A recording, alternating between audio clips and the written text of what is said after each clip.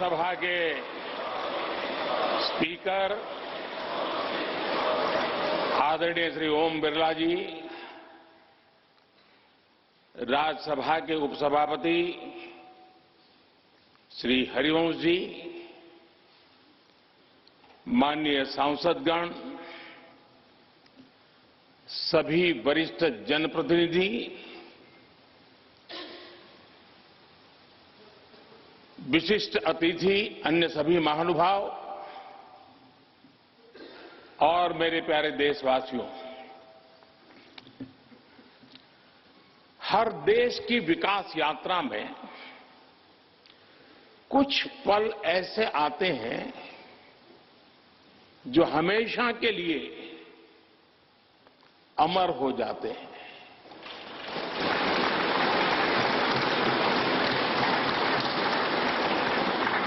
कुछ तारीखें समय के ललाट पर इतिहास का अमिट हस्ताक्षर बन जाती है।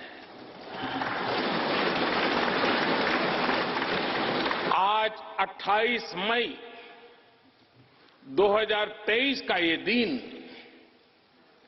ऐसा ही शुभ अवसर है।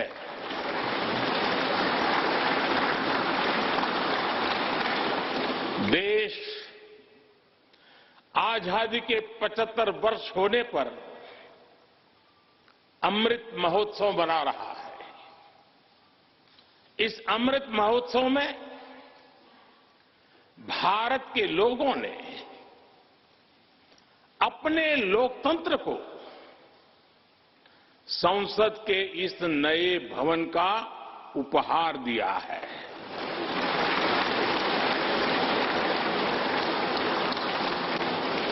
आज सुबह ही संसद भवन परिसर में सर्वपंथ प्रार्थना हुई है। मैं सभी देशवासियों को भारतीय लोकतंत्र के इस स्वर्णिम क्षण की बहुत बहुत बधाई देता हूं।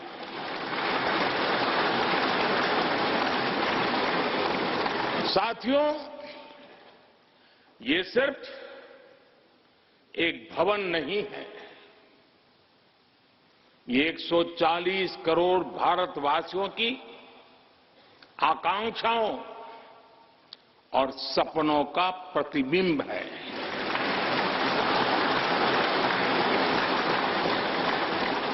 ये विश्व को भारत के दृढ़ संकल्प का संदेश देता हमारे लोकतंत्र का मंदिर है।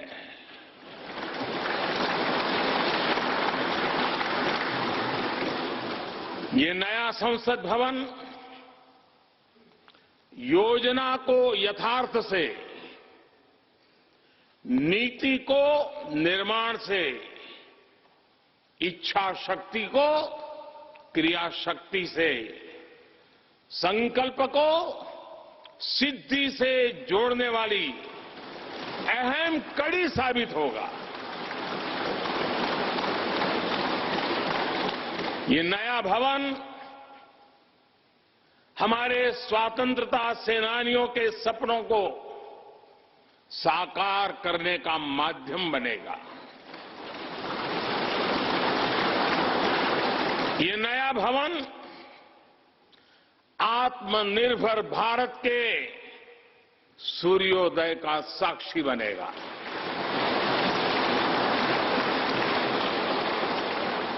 ये नया भवन विकसित भारत के संकल्पों की सिद्धि होते हुए देखेगा। ये नया भवन नूतन और पुरातन के सह अस्तित्व का भी आदर्श है। साथियों, नए रास्तों पर चलकर ही नए प्रतिमान गढ़े जाते हैं।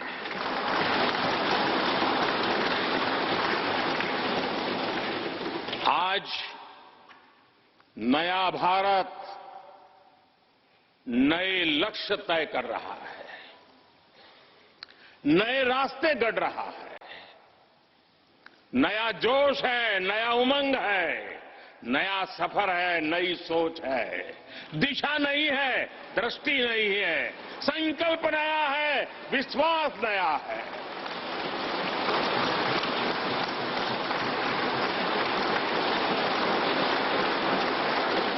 और आज फिर एक बार पूरा विश्व भारत को, भारत के संकल्प की दृढ़ता को, भारतवासियों की प्रखरता को, भारतीय जनशक्ति की जिजीविषा को आदर और उम्मीद के भाव से देख रहा है।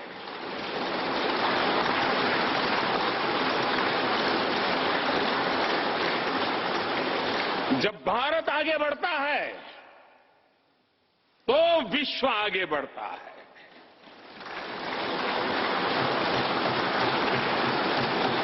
संसद का ये नया भवन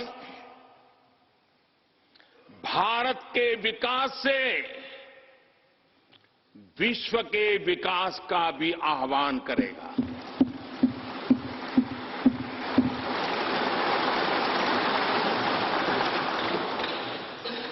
साथियों, आज इस ऐतिहासिक अवसर पर कुछ देर पहले संसद की इस नई इमारत में पवित्र सेंगोल की भी स्थापना हुई है।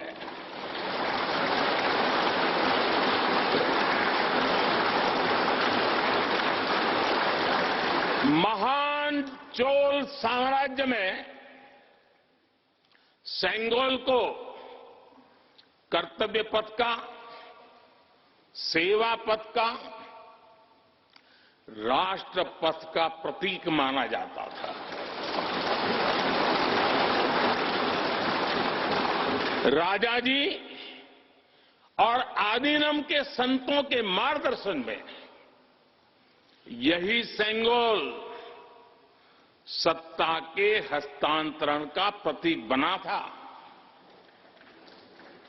तमिलनाडु से विशेष तौर पर आए हुए आदीनम के संत आज सुबह संसद भवन में हमें आशीर्वाद देने उपस्थित हुए थे।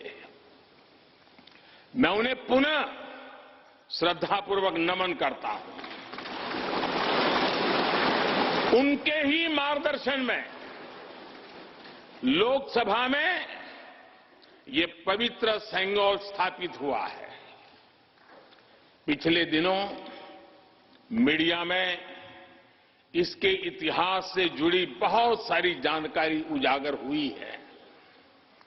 मैं इसके विस्तार में नहीं जाना चाहता हूं, लेकिन मैं मानता हूं ये हमारा सौभाग्य है कि इस पवित्र सेंगोल को हम उसकी गरिमा लौटा सके हैं, उसकी मान मर्यादा लौटा सके। जब भी इस संसद भवन में कार्रवाई शुरू होगी, ये सेंगोल हम सभी को प्रेरणा देता रहेगा। साथियों, भारत एक लोकतांत्रिक राष्ट्र ही नहीं बल्कि लोकतंत्र की जननी भी है, मदर ऑफ डेमोक्रेसी भी है। भारत आज वैश्विक लोकतंत्र का भी बहुत बड़ा आधार है। लोकतंत्र हमारे लिए सिर्फ एक व्यवस्था नहीं, एक संस्कार है, एक विचार है, एक परंपरा है। हमारे वेद हमें सभाओं और समितियों के लोकतांत्रिक आदर्श सिखाते हैं। महाभारत जैसे ग्रंथों में गणों और गणतंत्रों की व्यवस्था का उल्लेख मिलता है। हमने वैशाली जैसे गणतंत्रों को जीकर दिखाया है। हमने भगवान बसवेश्वर के अनुभव मंटपा को अपना गौरव माना है। तमिलनाडु में मिला 900 ईस्वी का शिलालेख आज भी हर किसी को हैरान कर देता है। हमारा लोकतंत्र ही हमारी प्रेरणा है। हमारा संविधान ही हमारा संकल्प है। इस प्रेरणा, इस संकल्प की सबसे श्रेष्ठ प्रतिनिधि अगर कोई है तो ये हमारी संसद है। और ये संसद देश की जिस समृद्ध संस्कृति का प्रतिनिधित्व करती है, उसका उद्घोष करती है। शेते निपद्यमानस्य, शेते निपद्यमानस्य चराति चर्त भगः चरैवेति चरैवेति चरैवेति। कहने का तात्पर्य, जो रुक जाता है उसका भाग्य भी रुक जाता है, लेकिन जो चलता रहता है उसी का भाग्य आगे बढ़ता है, बुलंदियों को छूता है। और इसलिए चलते रहो, चलते रहो। गुलामी के बाद हमारे भारत ने बहुत कुछ खोकर अपनी नई यात्रा शुरू की थी। वो यात्रा कितने ही उतार चढ़ावों से होते हुए, कितनी ही चुनौतियों को पार करते हुए आजादी के अमृत काल में प्रवेश कर चुकी है। आजादी का ये अमृत काल विरासत को सहेजते हुए विकास के नए आयाम गढ़ने का अमृत काल है। आजादी का ये अमृत काल देश को नई दिशा देने का अमृत काल है। आजादी का ये अमृत काल अनंत सपनों को, असंख्य आकांक्षाओं को पूरा करने का अमृत काल है। इस अमृत काल का आह्वान है,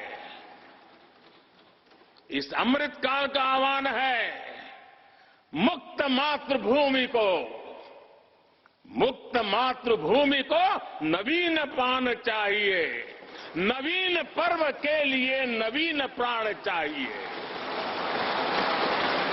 मुक्त गीत हो रहा, मुक्त गीत हो रहा नवीन राग चाहिए, नवीन पर्व के लिए नवीन प्राण चाहिए।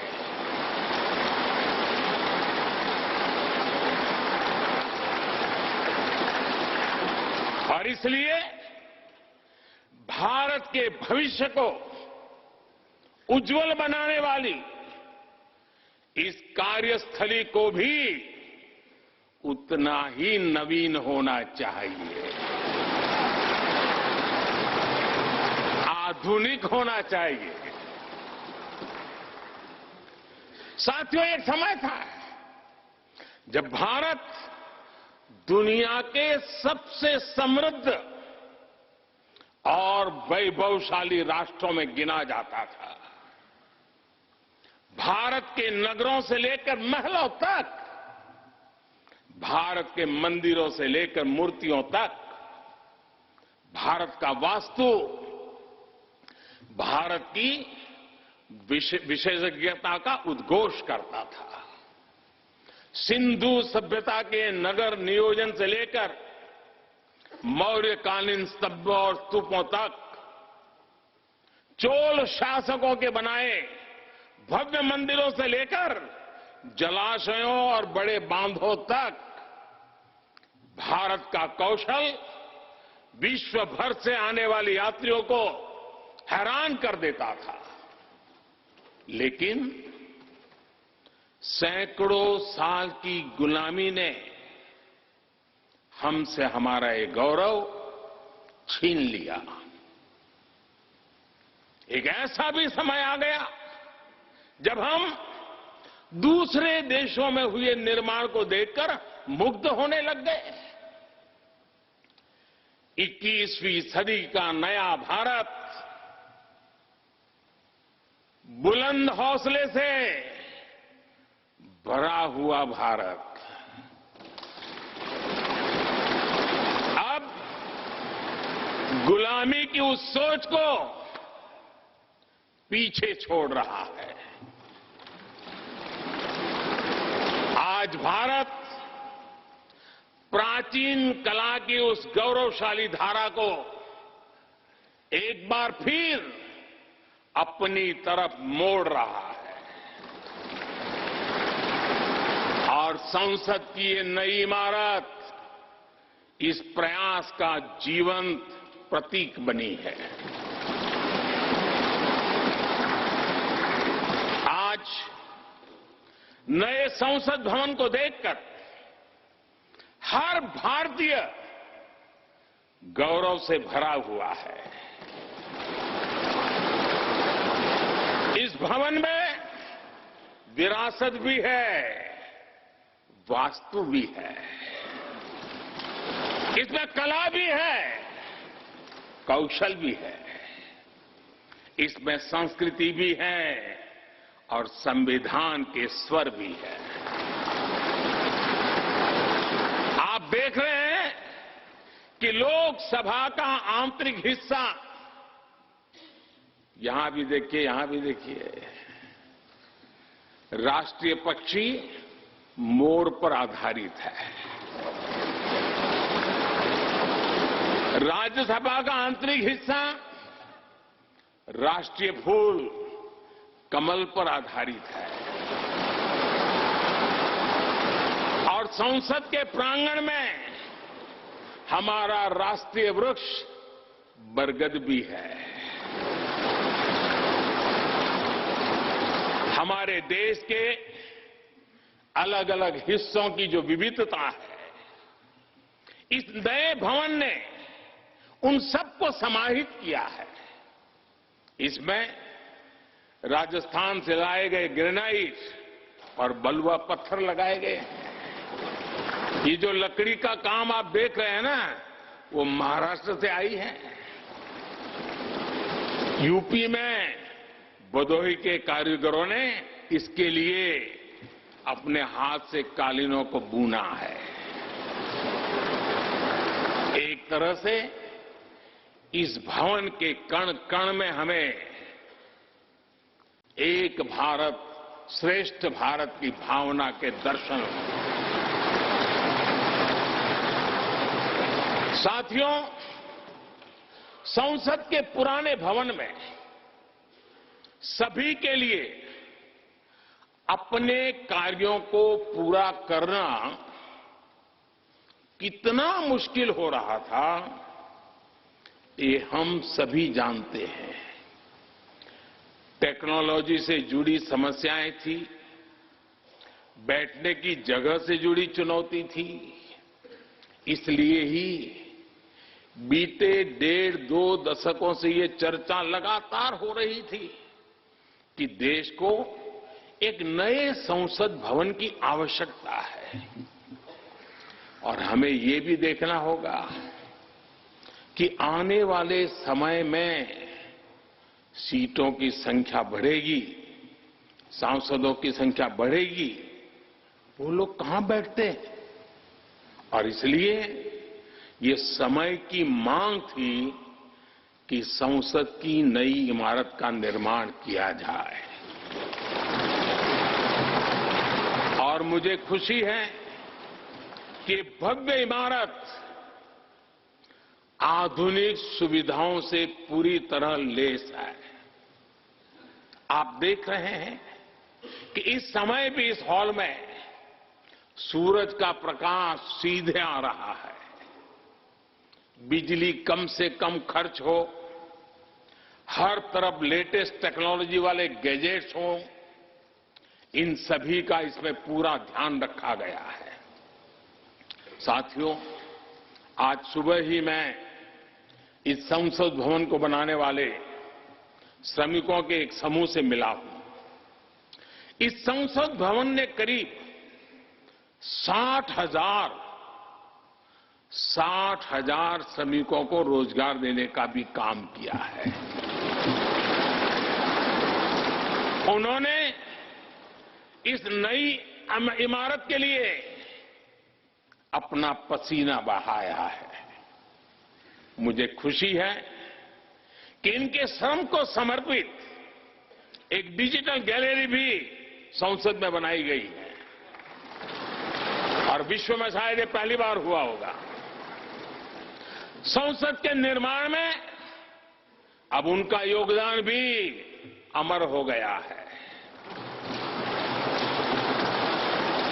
साथियों, कोई भी एक्सपर्ट अगर पिछले 9 वर्षों का आकलन करे तो पाएगा कि ये 9 साल भारत में नव निर्माण के रहे हैं, गरीब कल्याण के रहे हैं।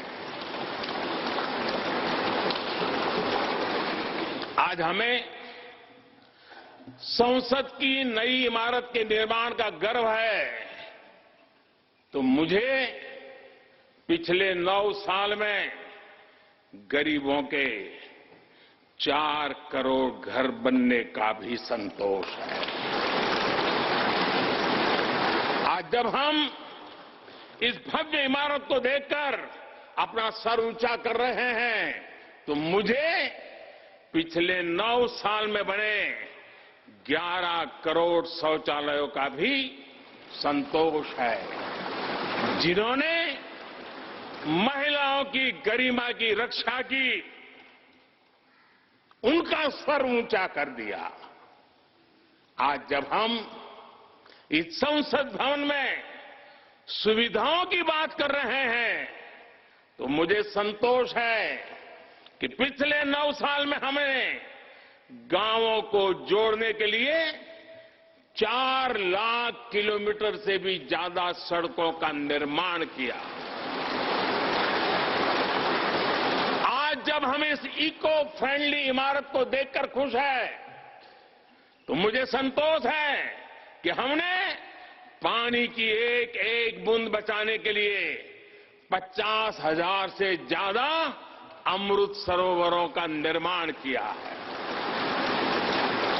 आज जब हम इस नए संसद भवन की लोकसभा और राज्यसभा को देखकर उत्सव मना रहे हैं, तो मुझे संतोष है कि हमने देश में 30,000 से ज्यादा नए पंचायत भवन भी बनाए हैं। यानी पंचायत भवन से लेकर संसद भवन तक हमारी निष्ठा एक ही है, हमारी प्रेरणा एक रही। देश का विकास, देश के लोगों का विकास। साथियों, आपको ध्यान होगा 15 अगस्त को लाल किले से मैंने कहा था, यही समय है, सही समय है।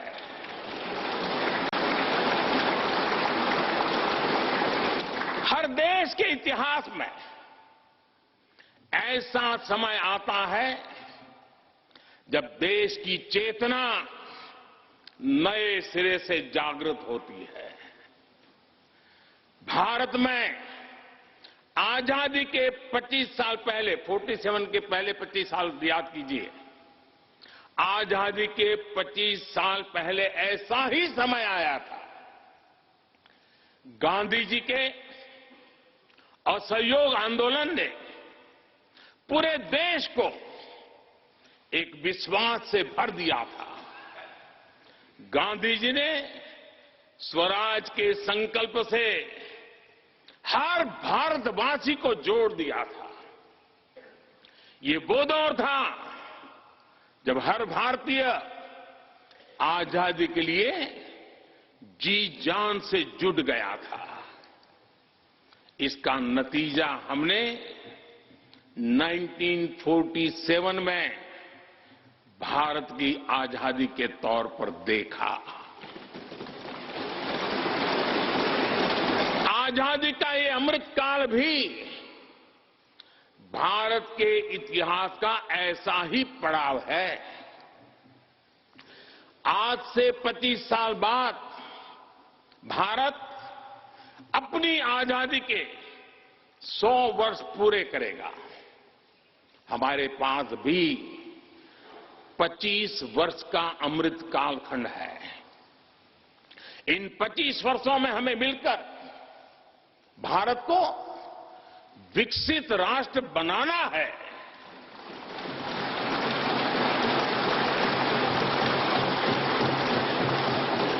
लक्ष्य बड़ा है, लक्ष्य कठिन भी है, लेकिन हर देशवासी को आज इसके लिए जी जान से जुटना ही है।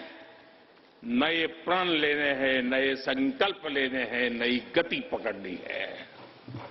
और इतिहास गवाह है कि हम भारतीयों का विश्वास सिर्फ भारत तक ही सीमित नहीं रहता।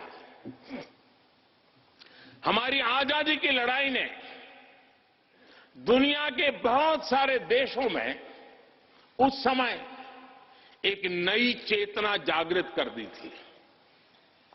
हमारी आजादी की लड़ाई से भारत तो आजाद हुआ ही, साथ ही कई देश आजादी की राह पर चल पड़े। भारत के विश्वास ने दूसरे देशों के विश्वास को सहारा दिया था। और इसलिए भारत जैसा विविधता से भरा देश, इतनी बड़ी आबादी वाला देश, इतनी सारी चुनौतियों से लड़ने वाला देश जब एक विश्वास के साथ आगे बढ़ता है तो इससे दुनिया के अनेक देशों को प्रेरणा भी मिलती है।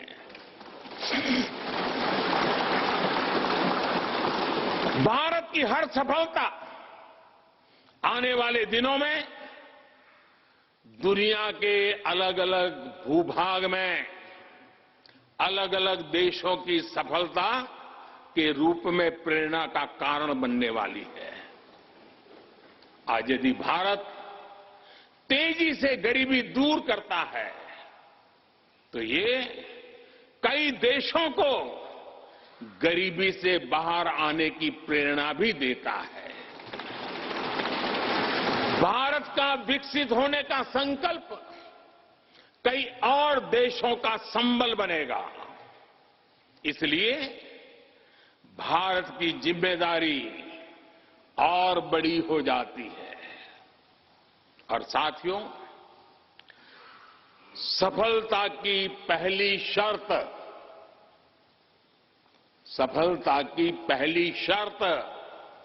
सफल होने का विश्वास ही होती है।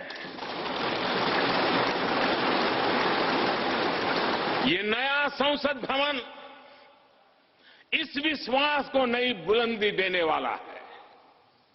ये विकसित भारत के निर्माण में हम सभी के लिए नई प्रेरणा बनेगा। ये संसद भवन हर भारतीय के कर्तव्य भाव को जागृत करेगा। मुझे विश्वास है इस संसद में जो जनप्रतिनिधि बैठेंगे वे नई प्रेरणा के साथ लोकतंत्र को नई दिशा देने का प्रयास करेंगे।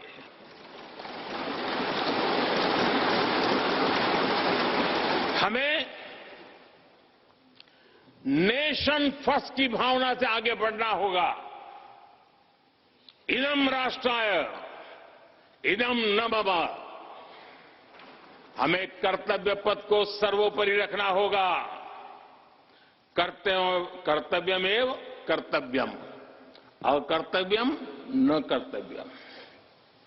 हमें अपने व्यवहार से उदाहरण प्रस्तुत करना होगा।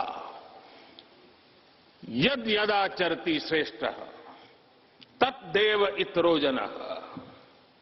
हमें निरंतर खुद में सुधार करते रहना होगा। उद्धरेत आत्मना आत्मानानम। हमें अपने नए रास्ते खुद बनाने होंगे। अपदीवो भव। हमें खुद को खपाना होगा, तपाना होगा। तपसो ही परम नास्ति तपसा विंदते महत। हमें लोक कल्याण को ही अपना जीवन मंत्र बनाना होगा। लोकहितम मम करणीयम। जब संसद के इस नए भवन में हम अपने दायित्वों का ईमानदारी से निर्वहन करेंगे तो देशवासियों को भी नई प्रेरणा मिलेगी। साथियों, दुनिया के सबसे बड़े लोकतंत्र को यह नई संसद एक नई ऊर्जा और नई मजबूती प्रदान करेगी।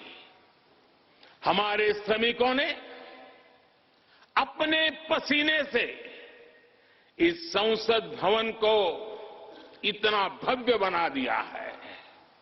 अब हम सभी सांसदों का दायित्व है कि इसे अपने समर्पण से और ज्यादा दिव्य बनाएंगे।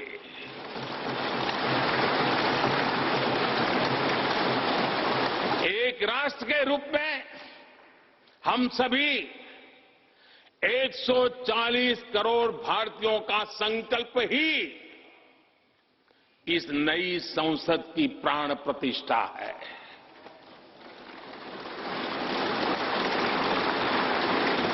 यहां होने वाला हर निर्णय आने वाली सदियों को सजाने संवारने वाला है। यहां होने वाला हर निर्णय आने वाली पीढ़ियों को सशक्त करने वाला होगा। यहां होने वाला हर निर्णय भारत के उज्ज्वल भविष्य का आधार बनेगा। गरीब, दलित, पिछड़ा, आदिवासी, दिव्यांग समाज के हर वंचित परिवार के सशक्तिकरण का, वंचितों को वरीयता का रास्ता यहीं से गुजरता है। इस नए संसद भवन की हर ईंट, हर दीवार, इसका कण कण गरीब के कल्याण के लिए समर्पित है।